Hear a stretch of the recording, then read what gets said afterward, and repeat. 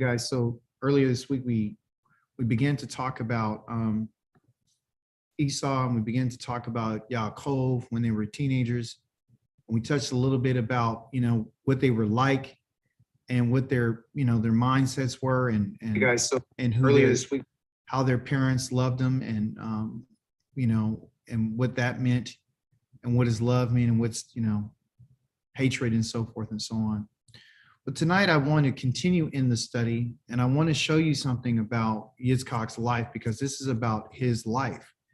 We have plenty of time to go over Esau and Yaakov, which they're part of his life, but they're not the whole part of his life. And what I don't want to do is I don't want you to miss out on the things that were important to him and what his life and the structure of his life. I think sometimes when I was taught the Bible, they never really talked about him.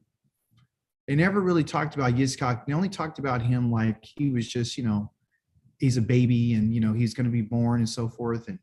And that's pretty much it. Anybody else hear anything else? Because that's all I heard.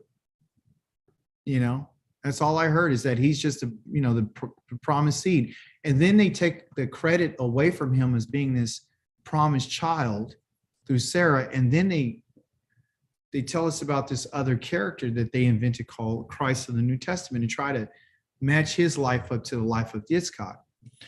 And if that is the case, and they did try to do that, we should look at how his life really was and what did he do. So I want to introduce you to the idea that the Creator has never introduced himself. I'm going to go right here real quick. He never introduced himself to our fathers, Abraham, Isaac, and Jacob, by this name of Yahweh. They knew his name and they made an altar to him, but it's something different. I want to share this with you because I believe that it has a lot of implications about how we should perceive these writings. Okay. We'll find this in the book of Exodus, chapter number 6. It says, Yahweh said to Moshe, you will see what I'm going to do to Pharaoh. With a mighty hand, he will send them off. With force, he will drive them from his land. Meaning he's going to forcefully send these people away. And Elohim said to Moshe, he said to him, I am Yahweh. That's what he told him. I am Yahweh. I appeared to Avraham, Yitzchak, and Yaakov as El Shaddai. That's how I appeared to them. Although I did not make myself known to them by my name. Yod, He, Wah, not a Va, Wahe, Yahweh.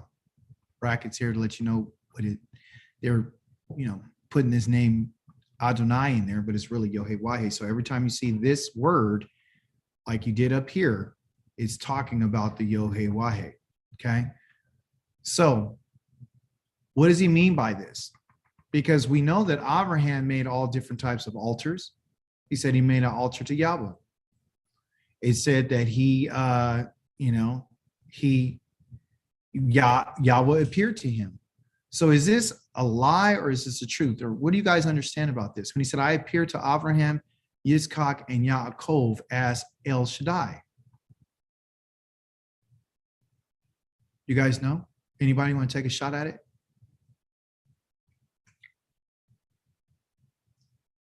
Well, let me make it easy for us. that he talked to them as that name. Yes. Yes. He talked to them as El Shaddai. Okay.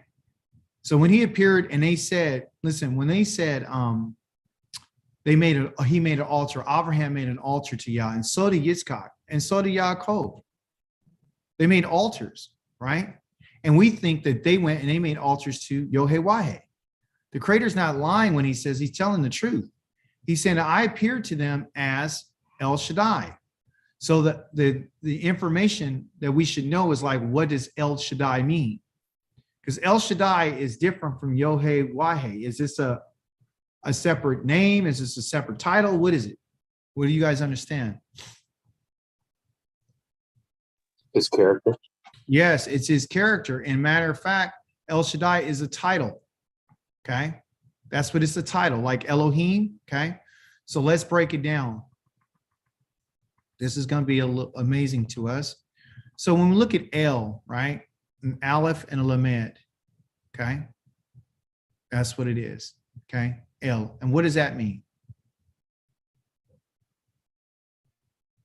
Means power. Yes, it's a strong staff. It is power. Power. If this internet would wake up a little bit, power. It does mean power. So when I appear to them, I appear to them as power. Okay. And the power that I have and that I demonstrated to them, right, was of great magnitude. The word Shaddai, okay. And I really should, I'm going to take you in Hebrew in just a second. It has this word here, shad, and then I, okay? So anytime we see this ending with a AI, okay, like you got right here in this Adonai, okay, right? It doesn't mean singular, okay? It's an expression of plurality, which goes to the idea of powers, okay? Okay? The powers, right? Not one power, but powers of power. Like we talked about, he's the power of the sea. He's the power of the sun. He's the power of the moon. They don't have their own light. They don't have their own power. The wind doesn't have its own power. The power of it is from the creator. So when he says to us, that I am El Shaddai, I am the power of the Shad, of the Shads, okay? All right, so let's break this down. I wish this pen would work, so this would be really awesome, because I'm going to teach you guys what El Shaddai is. I'll just use my finger, forgive me. All right, so we got El, we recognize that's the power of the staff, it's very strong, okay? Now the next letter is this SH, right? So let's break that down. So in the Hebrew, do you guys remember what the SH represents? The shin? Teeth. Yes, the two teeth. Okay. So we got two, and also two is the first letter of Shamayim, which is the heavens, the waters. So it represents two. Okay. So we could take that idea from there. Okay. Then it has, of course, that's a vowel, right? Right here, the A. We're not going to talk about that. And then we're going to talk about this letter right here, these D's. Okay. We got two D's there. Okay. So what does the Dalet represent? The door. Yes. Dalets can either come like two D's, like here, two Dalets, like this. Okay. Or it could be like this. And we'll see in Hebrew which way it is, because this can mean a double, two D's. That means double. You know, that little dot right there means to make it double. Or it could be another Dalet like this. Okay. So it means, as you stated, doors. Okay. So I got two doors. Okay. So we got two doors so far.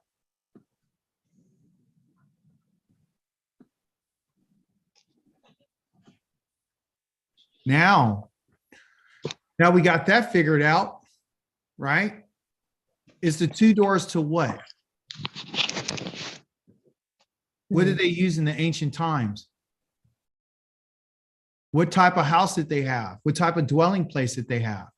Tent. They got a tent. Okay. So I'm gonna make a little tent right here with my finger. So forgive me for the lack of time, or I wish this thing would work properly, but it's not. But that's okay. Let's figure it out. So we got a tent. All right. Here's our tent. And in this tent, you got two doors. You got one on one side, and you got the other one hanging right here. Correct? Yes. Yes.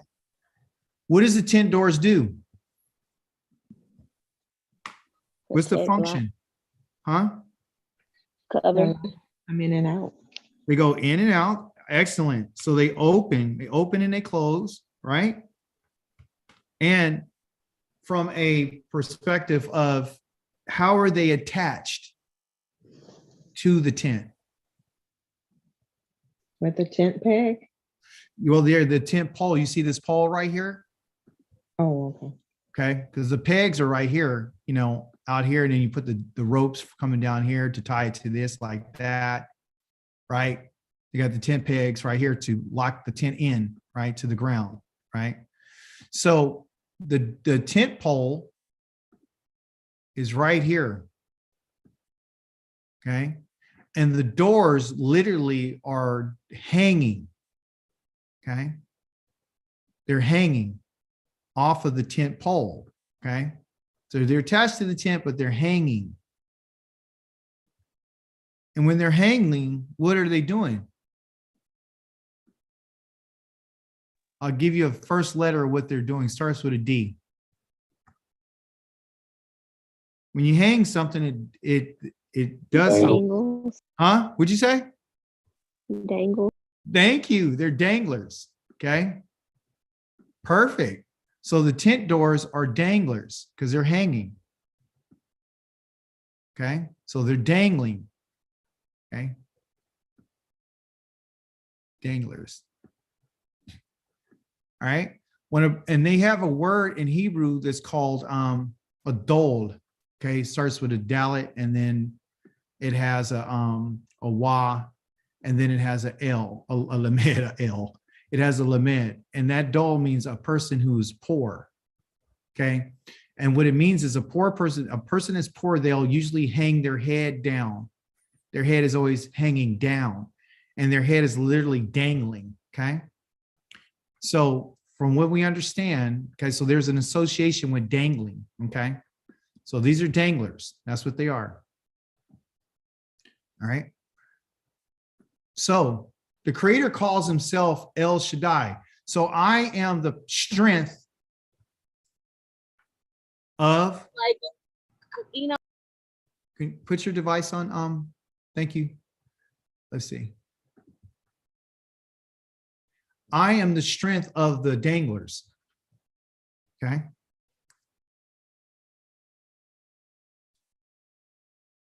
Anybody have a clue what that means?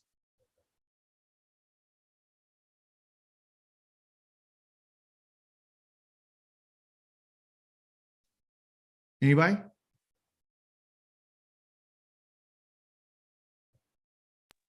Nope. But when you dangle, Huh? you're hanging. You need somebody to help you Yeah. get back up. Okay. So there's two definitions here. Okay. One is talking about the creator's brute force. Okay.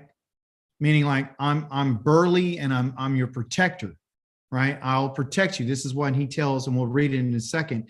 He tells Yitzchak, don't be afraid, because I'm with you. I'm going to protect you, because they're strangers. Avraham, Yitzchak, and Yaakov, that whole family and everything that they own is always subject to strangers around them. They're the stranger. So in Hebrew, the stranger is one who's always walking around, and a foreigner is the one who's always walking around in fear, because they don't know what someone's going to do to them. Just like, he said, well, why didn't you tell me that your wife is your sister? Or why did you tell me your wife is your sister? This is what Avimelech asked Yitzchak. And what did he say?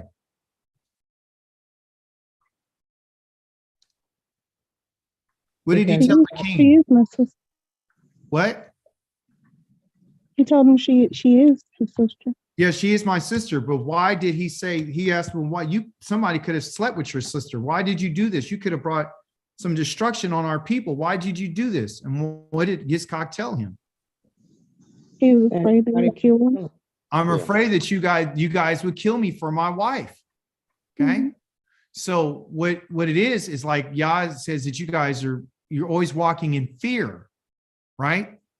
And it's very important for us to understand, okay? Because we're not talking about Yahweh right now. We're talking about El Shaddai, okay? Which is the same. He's the same entity. He just appeared to our fathers as El Shaddai. All right. So El Shaddai is the one of brute force and the one that is super strong. Okay. I'm the power of this strength. So here it is. Enough of the mystery. El Shaddai. Okay. The power and the shads. In Hebrew, the Hebrew word for shad, which is the root of this word Shaddai, is the two danglers. The two danglers are on a woman. What? Breath. The breast.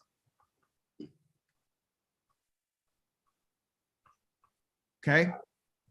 I'm the power of the breast. What does he mean by saying this?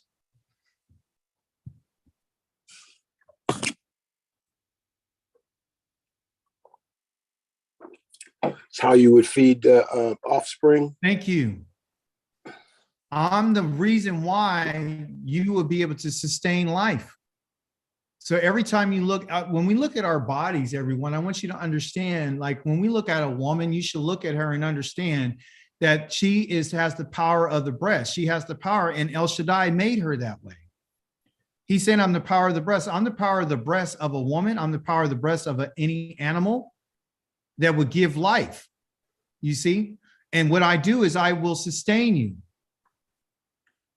So when a child is born, they go to their mother and they're feeding off of her breast until they are ready to be weaned. And then when they're weaned, they come to the point where they have some independence. Okay. So the Creator is letting us know that when I appear to your fathers, right, I appear to them to be their brute force, because the Shaddai means I'm the magnificent one. I am the brute force. I'm the burly one. I'm the one who will go to war. I'll do whatever I need to do for you. I'll sustain you. Okay. So I'm going to sustain you, but also too, I'm going to take care of you. And I'm going to take care of you by, what I'm going to give you. What did he give to our fathers? Avraham, Yitzchak, and Yaakov. What did they have? Testicles. Yes, they did. But he also gave them, when I'm talking about their wealth, the testicles are the wealth of them as well. They're able to hold that seed, but that's for the seed. But what he's saying is, I'll give to each one of you guys what I want you to have, because that represents me. So when I talk about El Shaddai, what I'm talking about is I will sustain a person. Okay. Just like I would use a woman to sustain a child in birth and life. That's what it's about. Okay. And there's some other meanings as well. But he's saying that your fathers, Abraham, Yitzchak, and Yaakov, I sustained them. And how did I sustain them? Well, I gave Abraham a great deal of what? I gave him a great deal of cattle. He had the oxen. He had the sheep. He had the goats. What else did he have? He had the gold. He had the silver. He had the servants, male and female. He had all these different things. And he said, well, what good is that to me if I don't have, a descendant to pass this on? So Yah gave him all of these things. When Abraham died, he gave everything he had, except for the gifts that he gave to his other sons. But he sent Ishmael away with what? A water bag and some bread. That's all that kid got from his father. That's it. Do you hear what I just said? That's all he received. Yitzchak got 100% of everything his father had. Then when he got to where he was going, Yah met him and appeared to him and told him what he was going to do. Then when he decided, because he blessed this in particular son right here, he got it all. You see? Because when he came back, his father was still alive. He came back. He received everything. Okay, so our fathers had a super duper amount of great wealth. And that happened because the Creator said that I'm El Shaddai. I'm El Shaddai. I'm the one who's going to do this. Okay. So that's what he's saying when he says, I didn't make myself known to your fathers in any other way. Okay. I made myself known to them as El Shaddai. Okay. So the Creator is not making himself known to us as El Shaddai. He's not. Okay. Because there's great significance with this name. Okay. Because you and I right now are not being given the things that they were given. You're not. So when I appear to you, I'm going to appear to you as Yohe Wahe. And in this context, he's saying to them that you guys right now are in slavery. That's why I'm giving you this name, because this name right here is operating differently than El Shaddai. The writer of Genesis and Exodus, they were speaking in a third person, saying Avraham made an altar to Yahweh. He's the third person. Given the context of it, Yah revealed to him what he had done. So he gives them the whole history. These people didn't write these books. They didn't write that. Yitzchak didn't write a scroll. Yaakov didn't write a scroll. They didn't write those scrolls. Moshe wrote the scrolls. Okay. So that's why he's talking like that. That's why he says, I appeared to Avraham and Yitzchak as Yaakov. Okay. Even though we know Noah, right? He says, blessed be the Elohim of Shem, which is Yahweh. He called on Yahweh's name, right? But he's saying these in particular guys right here, they didn't know me like as Yahweh. And we'll go into later about what Yahweh's name is, meaning like, what does it do? How does it function? So we have to understand that when Yah is talking to them, he's talking to them as El Shaddai. Because if you just think he's talking as Yahweh, then we have a misunderstanding of the text, okay? So in context, so we'll go from there and we're going to go now to what I want to show you. Now you'll better understand why he said I appeared to them as El Shaddai. Okay, I didn't appear to them as Yahweh. I appeared to them as El Shaddai. Now he says a famine came over the land, not the same as the first famine, which had taken place when Avraham was alive. Yitzchak went to Gergar, to Avimelech, the king of the Philistine. That's where he went. What does it say? It says that who appeared to him?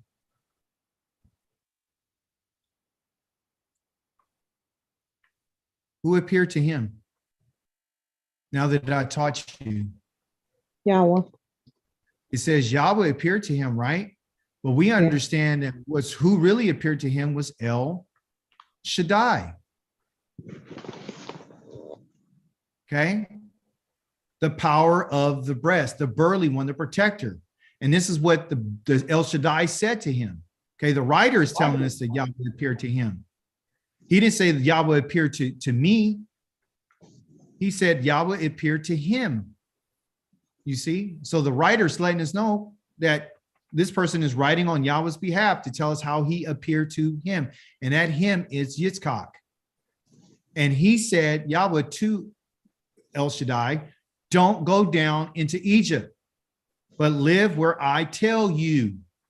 So now we get an insight in the conversation about the life of Yitzchak. And he says, stay in this land. This is what El Shaddai said to him, as you and I will know him as who? Who do we know? Do we know El Shaddai? No, we know Yahweh. No, we don't. So that's the reason why the Creator is telling you and I right now, I'm letting you know because this is deep. The reason why it says Yahweh appeared to him is because the people that are reading this, which is the descendants of Yitzchak, okay, are the ones who know Yahweh.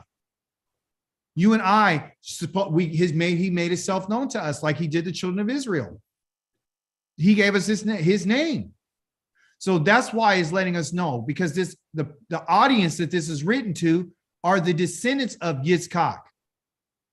Okay, so we know that Yahweh, our Elohim, which they knew as Elyon, appeared to him and said, don't go down to Egypt, but you live where I tell you.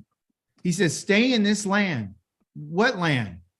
The land of Gergar. Stay here and I will be with you and bless you, because I will give all these lands to you and your descendants.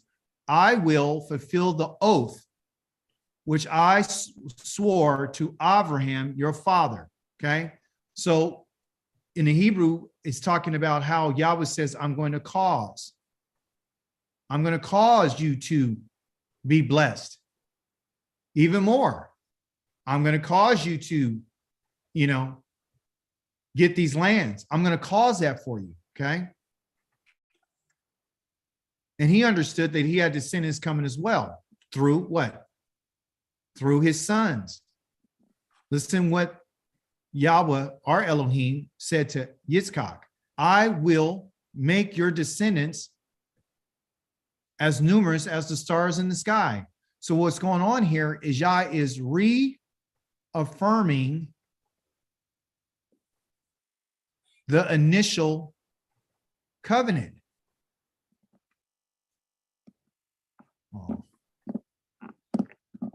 He's reaffirming the initial covenant. I will, if you hear, you notice I will, meaning I will cause to give all these lands to your descendants. Okay. And by your descendants, plural, all the nations of the earth will bless themselves. When it says the nations of the earth will bless themselves, that's a hithpael. And you know the hithpael means that they're going to do this to themselves. And to bless themselves mean that they're going to bend their knees. That's what they're going to do. They're going to bow and bend the knee to your descendants. We also see this in what Lavan has said to his sister Rivkah, that may you be the mother of myriads of thousands, millions of children and descendants, and may they possess the gates of their enemies. Okay. So this is not going to be a nice little, hey, let me just come and bend down because, you know, I really like you guys. It's going to be because they understand that at this moment, these are the chosen people. Okay. And there's a reason why they're going to do this. Okay. So look at everything he said, I'm going to do for you. I'm going to fulfill the oath. And that's going to be the theme for the rest of this week, because this is what it's all about. It's about somebody swearing something. Okay. And swearing an oath. Okay. And he says, all this is, and then here our Hebrew word, quav, which is the root of our father's name, Yaakov, is because Avraham heeded what I said and did what I told him to do. He followed my mitzvot, my regulations and teachings. This doesn't explain all of it. It just gives us the English version of what he's talking about. I want to bring out what he really is saying, okay? Because the English doesn't do well. It's just kind of like, it's very just passive, you know? It's just like, it has no power, all right? So let's look at it from the Hebraic perspective. Verse number 5 says, give you all these lands. Okay.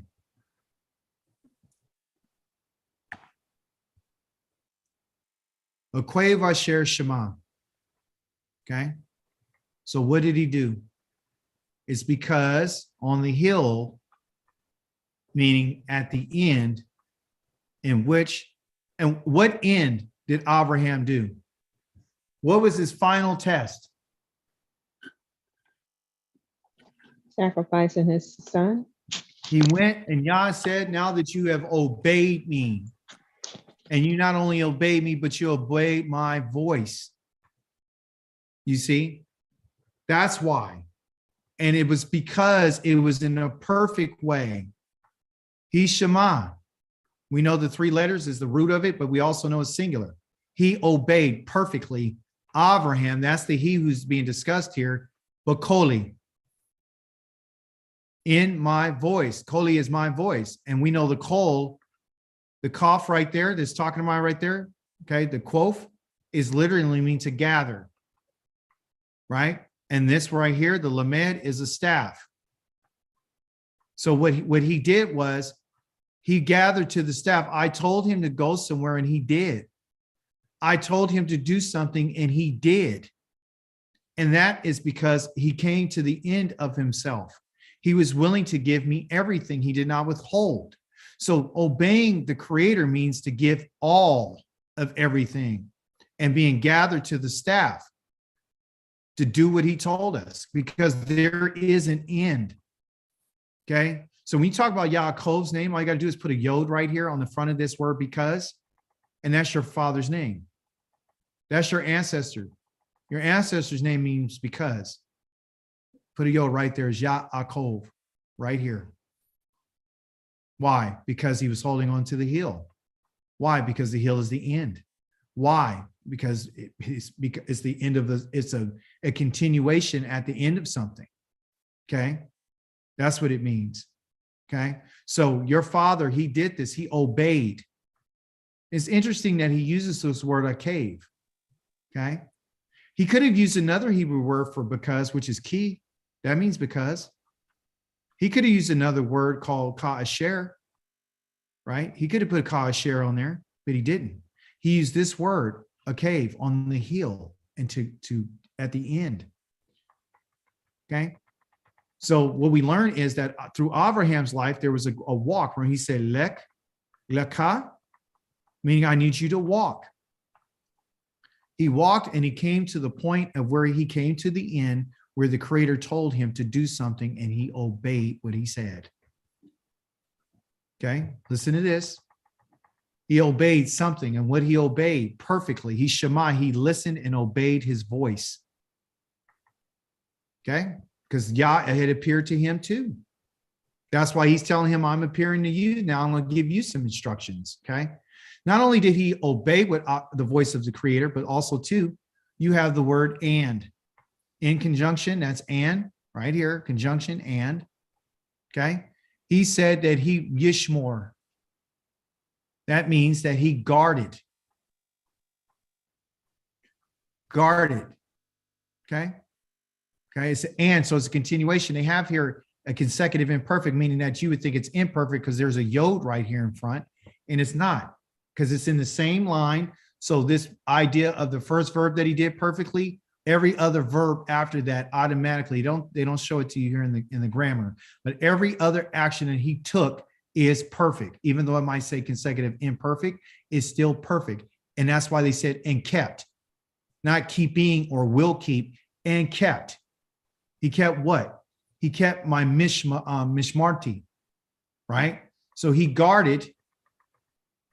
What did he guard? My charge. That's what he guarded, because this is a noun. Okay, person, place, or thing. This is a verb. This is the action that he took perfectly. So he guarded what? He guarded this, my mishmareth, okay, or my mishmarti. He guarded my charge. My charge is the information that I told him that I wanted him to do. Okay, and listen what he says. The charge of my commandments, my mitzvothai, the ones that belong to me. There's other commandments that are out here that he says that is not his. That's why he tells you don't let your children marry other people from other nations, because they'll listen to their mitzvot, because there are other commands. He's saying my mitzvot, okay? And then he says my kukwothai, okay? My statutes and my decrees, and my Torathai, okay? Pronounced Thorathai. So you see that Yah had gave him what? I gave him my commandments, I gave him my statutes, and I also gave him my Torah, my instructions, okay? So they said, well, gave laws. That's not an accurate translation here. He means my instructions. So everything that you and I are receiving is because of our Father has passed that on to his Son to say, if you were to do the same thing, if you would listen to my voice like I'm telling you, then you too will have to do exactly what your father did. That's why he always says, I'm the Father, I'm the Elohim of Avraham, Yitzhak, and Yaakov. Okay. Just wanted to bring that point out to you. Also, I want to show you something about what he did do to let you know that it was El Shaddai. Where are we at? Don't go down to Egypt. Okay. Okay. And then that's the story about his wife. Okay. And he's going to put to death. So Avimelech tells everybody, don't touch this man or don't touch his wife. Otherwise you'll be put to death. He put a law. Okay. So here, verse number 12. It says, Yitzchak planted crops in that land and reaped that year 100 times as much as he sowed, because Yahweh had blessed him. That's where you see El Shaddai. I'm going to sustain you. That's where you see El Shaddai. You see? That's indicative of Yah's title that he's saying, I revealed myself. So Yah's name, every time you hear his name or his title, it's reflective of what he's doing. Okay. So when he mentions his name, Yohe to us, his name has some significance to how he's going to respond to his children, his people in a certain way. Okay. So it says Yahweh here, but we know that he said, I appeared to them as El Shaddai. El Shaddai blessed him, which we know is Yahweh. The man became rich. He was already rich. In the text, it says he became Me'od. That means he became more and more and more and more until he had to become very, very wealthy indeed. And he had flocks, he had cattle, he had a large household, which includes the male and female slaves and so forth and so on. And the Philistine envied him. Okay. And it goes on to talk about these wells that they filled up and so forth after his father died. So we know that his father made a covenant of Avimelech and said, hey, these wells belong to me. And then we see that they came along and they filled those wells with dirt. And the reason why they did that is because of their jealousy and their envy. Okay.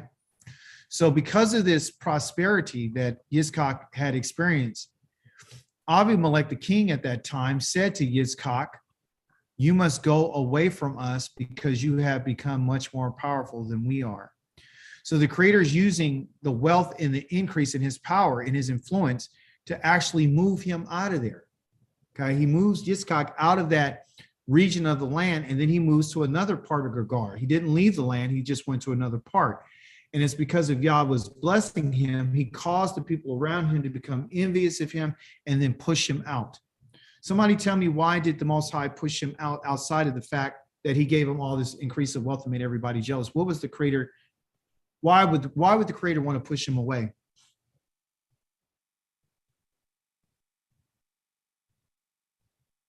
To get him away from the rest, separate. Mm-hmm.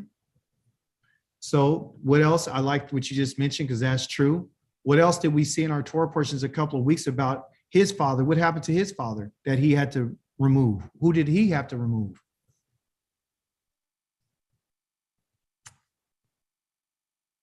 Avraham had to separate himself from Lot because Lot became very, very, Avraham became very wealthy, and then there wasn't enough to sustain them. Now we go back to the idea of El Shaddai. So Yah moves people out of the way for us. Okay. Like he's telling us right now, I'm going to move people. I'll move you to a certain situation. I'll move you to a certain job. I'll move certain people out of your life. Right. Not only because they're going to be jealous of you, but I'll use that situation, that circumstance to bring you to where I want you to go. Okay. So along the lines, and I'll have a few more moments left, I want to let you know that when you read about these wells, what Yitzchak did since they stopped up all the wells after Avraham died, he said he called them the names his father used for them. Okay. So there's a couple of names that he uses for these wells, and there's a reason why. Okay. I want to share this with you. So again, like the herdsmen of Lot with Avraham, the herdsmen of Gergar, they're quarreled with Yitzchak's herdsmen. So you see this repeat of what happened to his father happen to him. And they're claiming that the water is ours. This water belongs to us. So he called the well Esek, okay? It means quarrel, because they quarreled with him. Then he dug another well, and they argued with him about that one too. And he called that one Sitnah, okay, which means enmity, okay?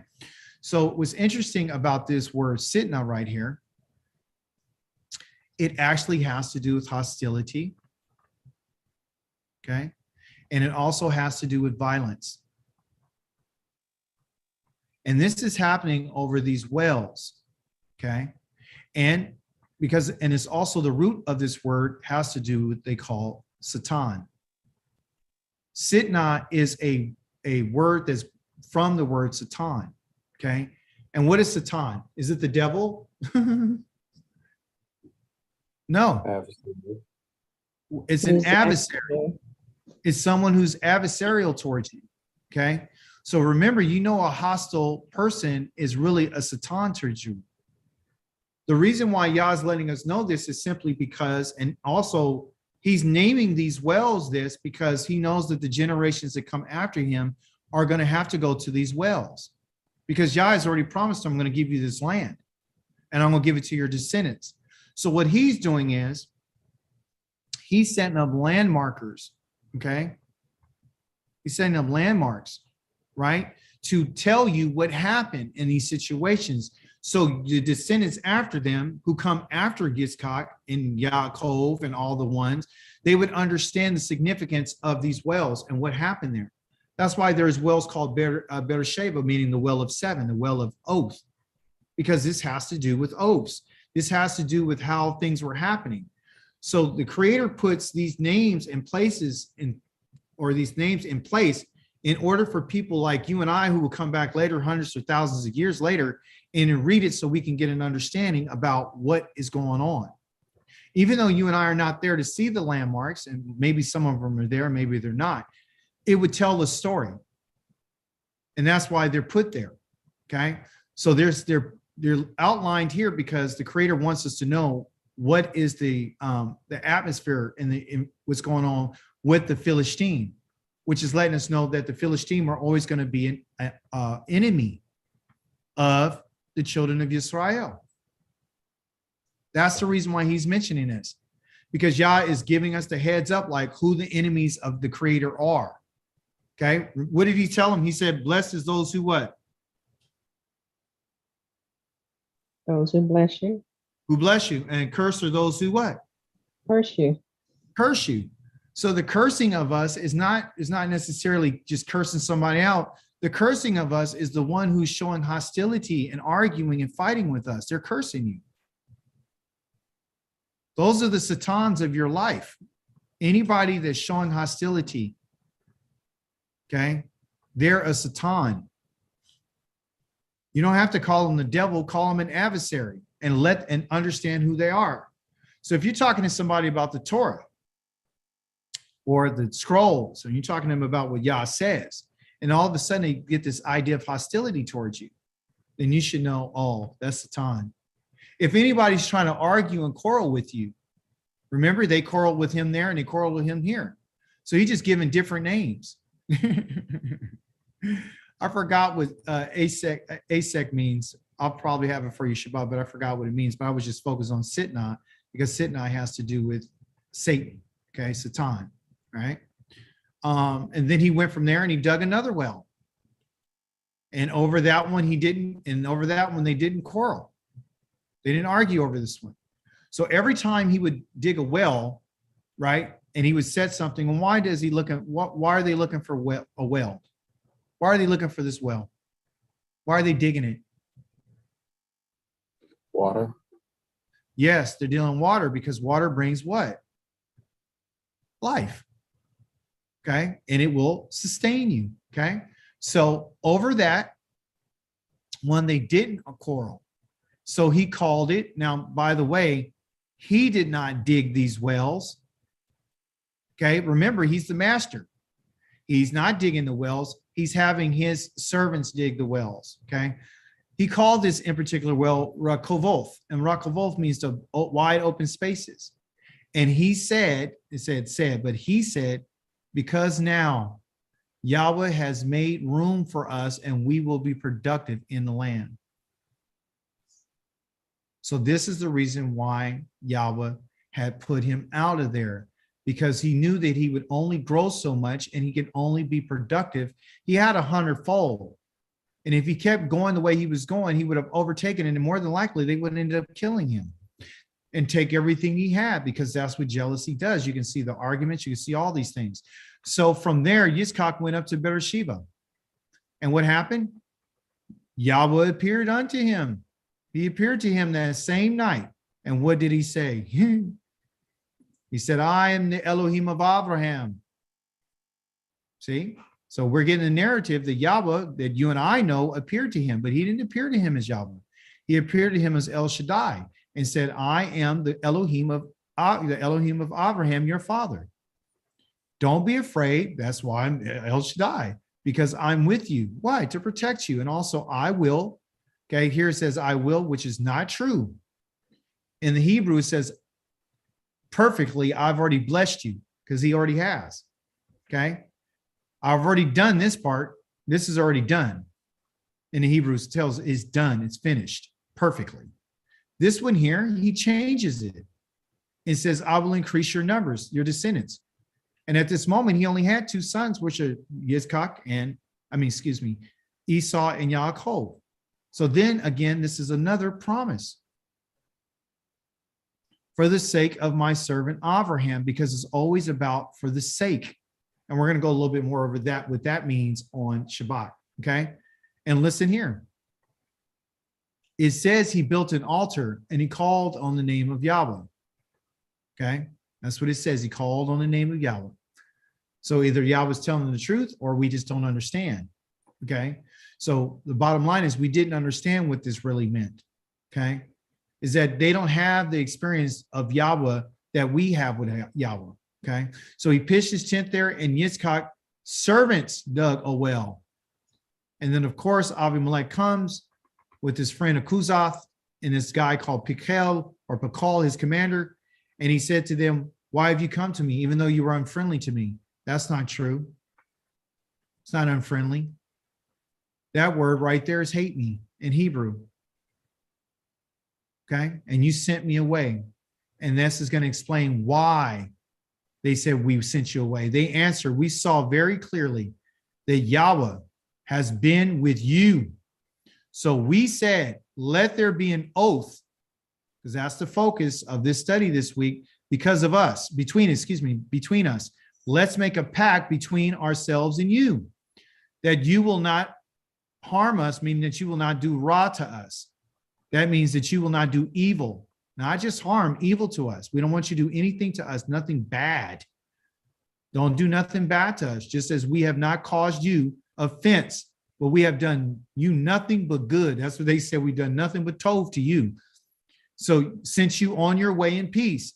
Now you are blessed by Yahweh. So they use this as a pretext to say, that's the reason why we sent you. We did you good by sending you away from us. So they recognized that the Creator was with him, and they didn't want any problems because they understood who this Elohim was.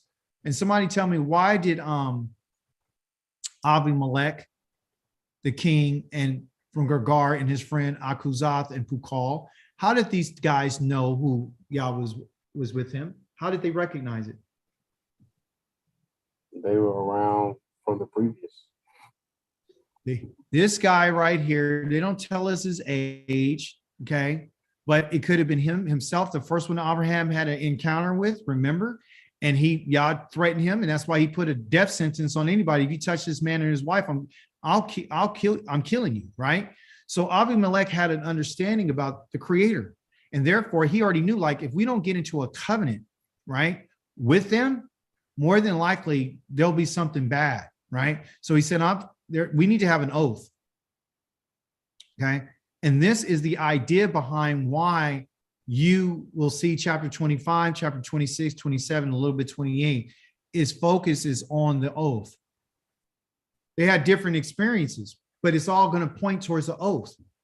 It's all going to point to how Yah sees it and what is he's going to talk to us through their lives, because this is how Yah's decided to talk to what? Talk to the descendants of the sons of Avraham, Yitzchak, and Yaakov. Number one, to let us know, like, I am the God of your fathers. Okay. Your fathers knew me as El Shaddai because everything I did for them. But you know me by Yahweh because of what I did for you through bringing you out of the land of Mizraim. Okay. So I don't want you to know me as El Shaddai. I want you to understand it. But I don't want you to know, you don't know me as El Shaddai. You only know me as Yahweh. You see? So Yah's letting us know that that's why I made my covenant different with Abraham, Yitzchak, and Yaakov. The covenant I made with you is not the same covenant I made with them. The reason why you're getting what you're getting, people, okay, in terms of the land, because that's what you're after, and him being our Elohim, is simply because of what our father Abraham did. And he's letting us know, if you follow that same direct mindset that he had, about doing my commandments and doing my kukothai and doing my thorathai and guarding my mishmarti, my mishmareth, then I'm going to give to you what I promised them. Okay. So not only do you get the inheritance of the land, but also too, you're inheriting the Torah, which makes you different. You're inheriting something that he received. He didn't speak to our fathers like he spoke to us. And Moshe makes that clear. I never spoke to your fathers the way I spoke to you. I spoke to you from the mountain. I spoke to them in visions. I spoke to them in dreams. I spoke to them in different ways. I never spoke to you the way that I'm speaking to you. I'm just sharing to you with how this experience came about. I'm sharing the Toledoth or the ancestral life of your family to let you know that I'm the one who has done the things that I've done for them. That I'm the one that they used to sustain them. Because if I didn't sustain them, you wouldn't be here right now. I promised them that they would have descendants to outnumber the stars. I told it to Avraham, I told it to Yitzchak, and I told it to Yaakov. That's what I guaranteed them. So if I guarantee the fathers, Avraham, Yitzchak, and Yaakov that, and I told them that's what it is, and then I introduced myself to you as Yahweh, what is the expectation from you is different than what it was for them. Because I knew that you'd be scattered among the nations. I knew that you wouldn't listen to me. I gave you the story of me taking you from the land of Mizraim and introducing myself to you that way. So you would know when the time came who I am. Because I don't want you to get it confused about when I say that I am Yahweh, your Elohim, who brought you out of the land of Mizraim. I don't want you to get confused, okay? Because this El Shaddai in other people's mind could be anybody. To them, it could be God. And he's saying, no, that's not what it is, okay? You're the one that I introduced myself to as Yahweh. And the last final word on this, which we'll talk more about on Shabbat, Yahweh will put something together for us, is this. The first word that he tells us in the Shemot story in chapter number 20. And this is very, very powerful. And it's good for us to understand and to know and to remember. The first thing he says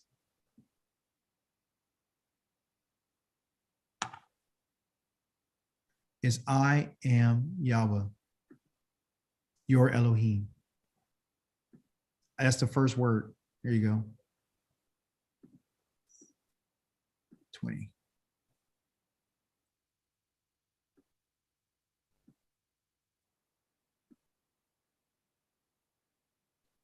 We know they're not commandments. We know that they're the words. They're the Hadavarim saying this. Anoki Yahweh. I am. This is who I am. Your, singular. Okay. So when I have the singular going on, right, I'm letting you know off the top that you are the one who has to choose me. I'm not talking to the group. I'm talking to you. I am Yahweh, your Elohecha. You've been in my Hebrew class. You know this right here is you. Individual. Okay, I didn't say Eloheinu. I said Elohecha. Because some of you are going to understand this and choose me and some are not. Who I share, okay? I'm the one who caused you, Hithael, that hey right there is a causative. I caused you to come out. Okay. This is cause, right? That ho, and this say right here means to come out or to go out. Okay. The T, the Tav, and the Yod right there is I. And then this Ka right here is you. See how you break one word down? He just said like 4 different words in here out of one word. Hotzithika. Okay. I'm the one who caused you to come out. Relative pronoun is this. The one who did the action, okay, this is pointing you to, I'm the one, this is the who. Right? I'm the one who brought you from me, Aretz, from the land. Okay, I caused you to come out. The land of Mizraim. A house. From a house of bondage. Very important. So when someone says that his name is done away with and these are the commandments, those are not the commandments. These are the declarations to us about the covenant. Okay. And he's letting you know that I'm the one who brought you out. I'm the one who did this for you. He didn't say El Shaddai. He didn't say Elohim. He gave you his personal name. And the reason why he's given this personal name is because you are a personal people to me. Okay. So I told you that his name is mentioned 7 times in the 10 words. Okay. And he's always telling us over and over and over again, I'm the one, Yahweh, who brought you out of the land of Mizraim. I'm Yahweh who brought you out of the land of Mizraim. I'm the one who brought you from the house of slavery. I am Yahweh. I am Yahweh. I am Yahweh. He keeps mentioning to Israel that I am Yahweh. Okay. Your fathers didn't know me like this. They didn't know me like this. You only know me like this because there's something in my name that you have to recognize. And what I want you to recognize in my name, okay, because everyone's trying to get you to forget about me. I don't want you to forget about me. I want you to remember my name because it's my name that's going to save you again. Okay. That's what's going to save you. I'm going to save you again. And I'll let you know. Okay. Because Moshe was like, who are you? Who are you? And he says this.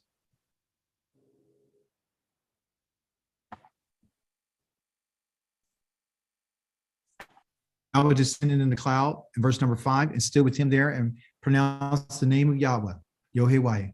That's what Yahweh did. And Yahweh passed before him and he proclaimed the Yod, the He, the Wad, the He. Okay. And then he tells us what this name is. And he tells us that I am, of course, I don't have time to go to Hebrew. I am Elohim. I'm the powerful one. Okay. I'm this Elohim. I'm very powerful. Okay. I'm merciful. So number 1, I'm Elohim. That's what you need to know. Number 2, you need to know I'm merciful. Okay. Number 3, I'm compassionate. Number 4, I'm slow to anger. Okay.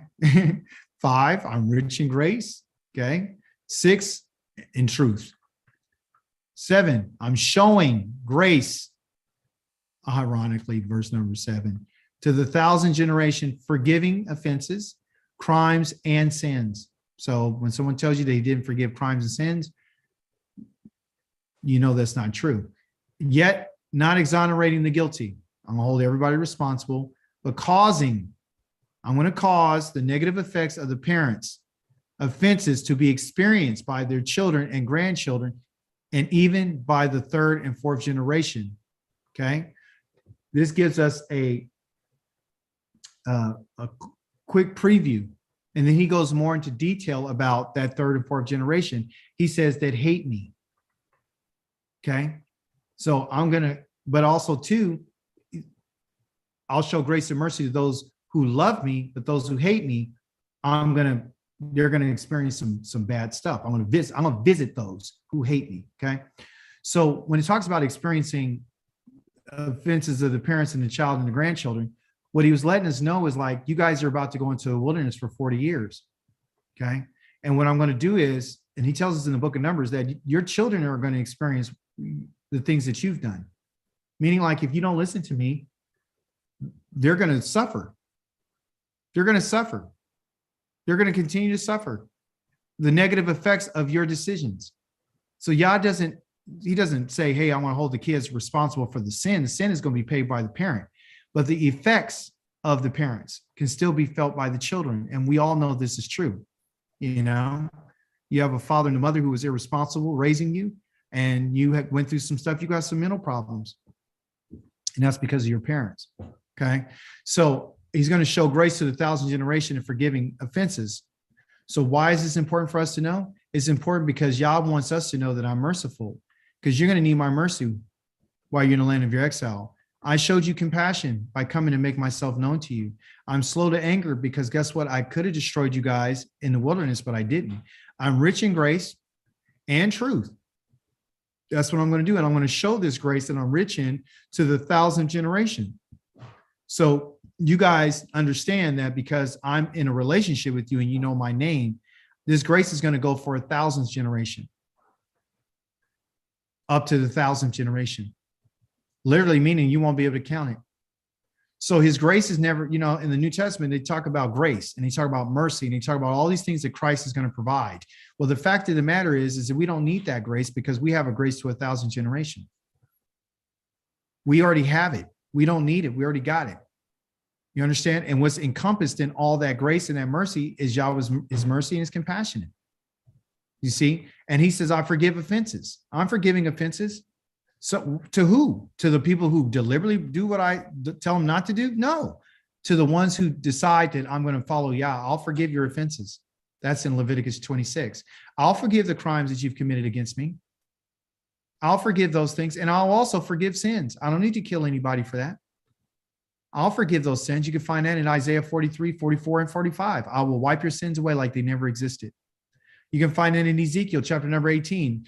I will not repeat any of the wickedness that the person has done. It will never be mentioned to the person. Okay. So, and but I want you to know, yet not exonerating. So no one's ever going to get off on guilt.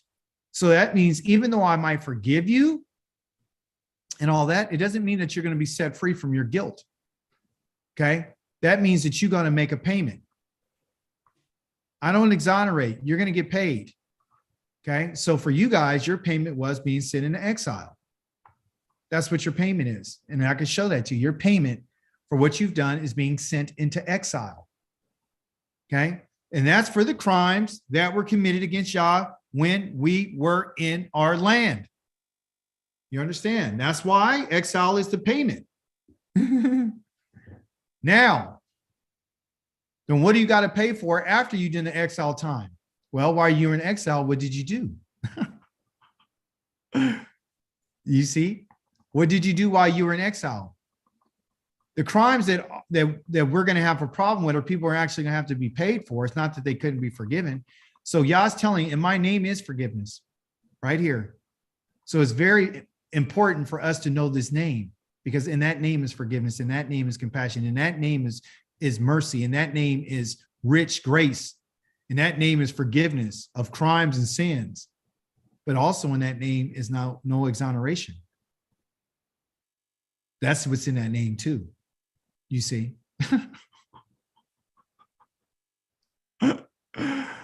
Praise be to the living Elohim. I've held you long enough. And we'll see what the Creator will do with us on Shabbat and see what we can come up with. Anyone have any questions, concerns, contributions, remarks? Questions?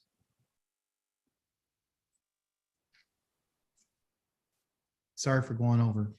I wanted you to know what his name, significance of his name.